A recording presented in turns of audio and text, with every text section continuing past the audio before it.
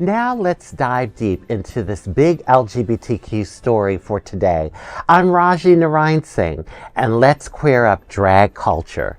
Does RuPaul's Drag Race provide proof we don't value our LGBTQ older people? RuPaul's Drag Race Season 17 has sparked debate about age representation in drag. Louisville Queen Lexi Love, 33, was playfully called grandma by fellow contestants on the show. Social media was full of reactions raising questions about the show's treatment of older queens, despite being hosted by RuPaul, who is 65. The show's track record with older contestants is mixed. Across 73 winners in the Drag Race universe, only 5 were 40 or older. That is 7%. Sharon, the oldest winner at 45, won Drag Race España in 2022. Casting trends for the platform show younger queens are dominating. Season 17's average contestant age is 26.3, the lowest in franchise history. Since the show began, just queens aged 40 or older have competed, 8 of them. Older contestants often face jokes and challenges ill-suited to their experience.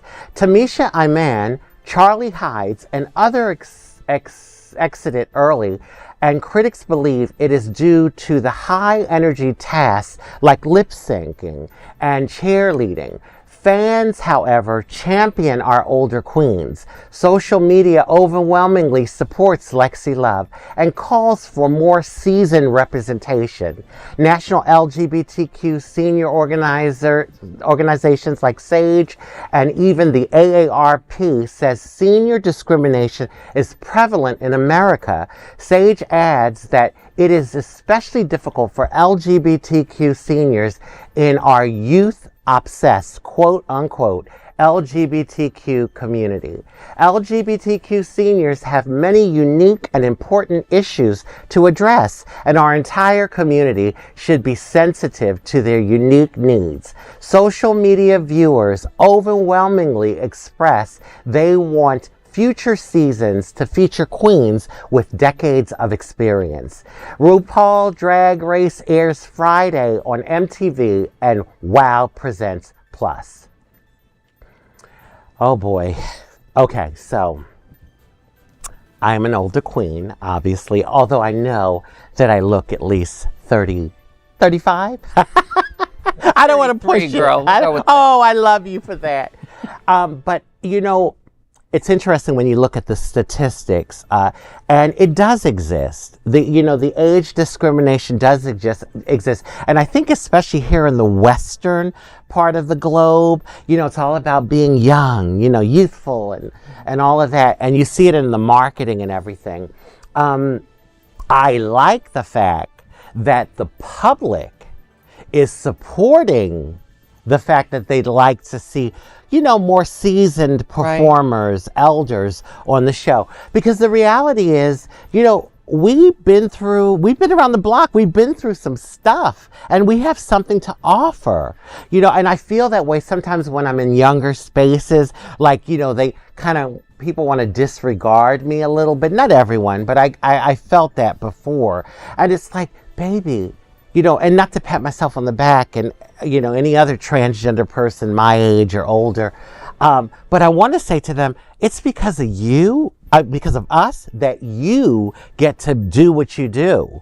And, I'm not trying to pat myself on the back, but it's the reality. Mm-hmm. And I think that goes across the board with elders, LGBTQ or not. Everyone's you want to... No, I think I really agree. I mean, on one hand, I will argue that in reality shows, they tend to have a bias towards youth. I mean, exceptions are made when celebrities are competing. It's like Celebrity Apprentice when they have Joan Rivers. She may she rest in peace, old as a hill. But on the other hand, that's the nature of reality shows. They feature a lot more young people just because young people make for exciting television. Yes. But on the other hand, I believe that especially in our community, that youth is it's drastically overvalued. Yeah. You know, we come from a culture, we come from two generations of people who are basically dying of middle age from HIV/AIDS. And therefore, we don't think of ourselves as surviving for that long. And, you know, a gay community hasn't really considered going into a retirement home until fairly recently. As gays, LGBTQ specific retirement home, it's not even a thing until this decade. Yeah. Well, like, the 40-plus-year-old queens are not looking to go into a retirement home. But we can make jokes about Bob the drag queen getting ready for her retirement. Well, but in all hold on. seriousness, like, they're like, I find the older queens always way more interesting on RuPaul's Drag Race. Like, you know, like Bianca Del Rio, she was 38 when she competed. Yeah. Way more interesting than some of the young queens. Like, that was one of the last seasons I really watched, because after that season, with Bob's season, they had a slew of like kids in their 20s that were they were very pretty young men, and I'm like, I'm sorry. The whole point, I'm sorry, I'm speaking girl. The whole point, girl, Oh Lord, it's about to be a fight on Queer News tonight. Seriously, like, if you're like this pretty little boy, with all due respect, out of drag, you're not that interesting as a drag queen. Like, some of the best and most interesting drag queens are gay men who decide, like, they're at a point in life where they want to do something more interesting and be more talking about what they're going through and showing more entertainment and growth. And when you see like a 19-year-old put some glitter and a wig on, I'm like, I don't find that interesting or fun or great. Like, go just be a go-go dancer at that point. I'm going to say this. Okay, so when I look at old pictures of myself, I love seeing the youthfulness, but I would never go back if I couldn't go back without the wisdom and confidence that I have now. And just want to point out something. The Golden Bachelor was a hit.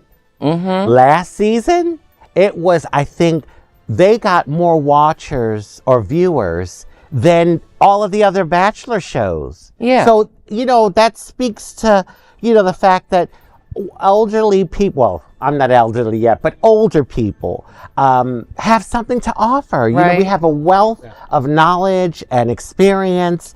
And, you know, hey, what makes wine good? Right. And like, before age, honey, and aged wine is better. And that's how I like to look at myself. Go ahead. You know, before RuPaul's Drag Race, at least where I lived in like Providence as a kid, like, the drag queens were not like these 19, 22-year-olds. It was always like these older performers. Like in Providence, we had Kitty Litter, and I don't even know how old she is now. She would even make a joke about being an old queen. Like, that was sort of the experience of the gay scene back then, was the drag queens were not like the young kids. They were like more seasoned, like fun queers that everyone knew. Well, I mean, back in the day when I lived in Boston for college, 1,000 years ago now, there's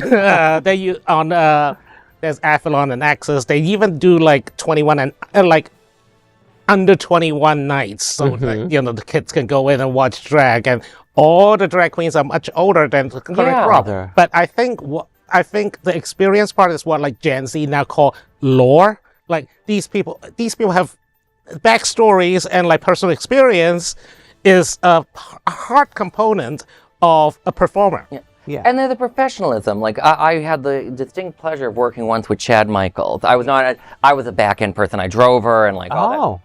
Such a professional actress and actor, like, just so great to work with like an experienced queen like Chad Michaels. You know, some of these kids today, you hear about some of the stories about what happens, and they're a mess backstage. Not someone like Chad Michaels. I just got to say this, honey. I just got to say this. They were calling that contestant's grandma at 33. So what the heck am I? A great-great-great-grandmother? Oh, I mean, come on. Like, hello. If someone's grandma 33, I can say a lot of mean jokes about red states. I'm not going to go there, but that means that I'm like the creature of the crypt at this point. But, okay, anyway, the creature says, this is a big LGBTQ story for today. There is no other queer non-profit media platform like this in the entire world. Support our LGBTQ stories by subscribing and sharing Queer News Tonight.